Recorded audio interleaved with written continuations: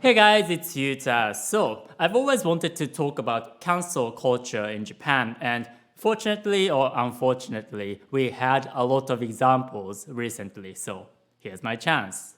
And it was because of the Olympics.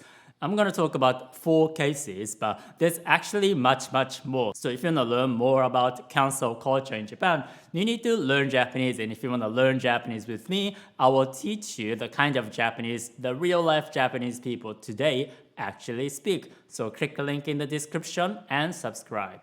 The first person who kind of got cancelled was Yoshiro Mori. This is a big one because he's a prominent political figure in Japan. He once was our prime minister, even though it was just for 1 year.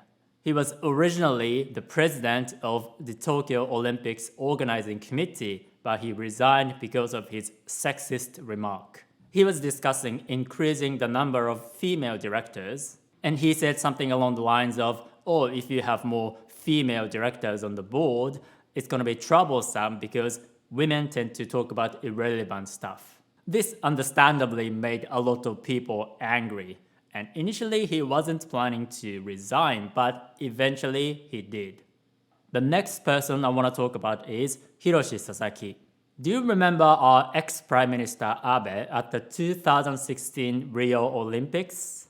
She was in a Super Mario costume at the closing ceremony to promote 2020 Tokyo Olympics. The person who was in charge of the show was Hiroshi Sasaki, who was the creative director. And this year, he was also the director, but he had to resign because of his inappropriate ideas. So what happened? There's a popular Japanese comedian called Naomi Watanabe. His idea was to dress her as a pig and call her Olympic. He was discussing the idea in a private chat, but it was made public, which caused outrage. He issued an apology and resigned shortly after. There's some mysteries around this because he was only discussing this in a private line chat. So somebody leaked this. So some people are speculating that there was someone who wanted to get rid of him. The next person who got cancelled was Keigo Oyamada. He's a musician known as Cornelius, and he was in charge of composing music for the opening ceremonies of the Olympics and Paralympics. He got cancelled because of an article that was published in the 90s. In the article, he was talking about how he bullied kids with disabilities in school, and he sounded as though he was bragging about it. It seems like this has been known among fans for a long time, and people have been calling out on this, except that he has never really fully acknowledged it. But this resurfaced, and because he was in an important position, this caused a lot of controversy. So he finally apologized after 25 years and he resigned. But this wasn't the end of it. Some TV programs featuring his music got cancelled or stopped using his songs. He was also going to perform at Fuji Rock Festival, which is a pretty prominent festival in Japan, but this also got cancelled.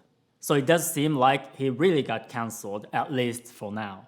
And the last person I want to talk about is Kentaro Kobayashi, who is a comedian and was a member of a comedy duo called Ramens. You've probably come across the Japanese tradition video series in which he acted and directed. That was him. And he was a show director of the opening ceremony of the Olympics. But he got fired because of a Holocaust joke he delivered in 1998. But it didn't just affect him. The other guy of the duo, Jin Katagiri, also kind of got cancelled. Some commercials that he was in seem to have been deleted. And people say his other commercials will probably be deleted as well. All of this because of one line they delivered in the 90s. So some people think they don't necessarily deserve this. For example, the line in question was clearly part of a comedy sketch and don't necessarily represent how they feel about the Holocaust. I remember lots of British comedians deliver pretty offensive jokes. Also, he's no longer doing the same type of comedy. In fact, he said he's trying to make comedy that doesn't hurt anybody. So he changed. I think this case is a bit different from the other cases where what they say or did was inappropriate in context. So these are some of the people who got cancelled during the Olympics.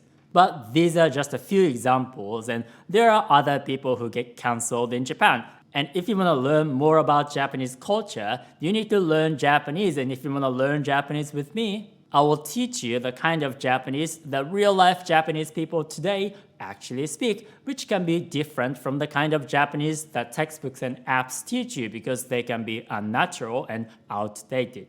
So click the link and subscribe to my email group, Japanese with Yuta.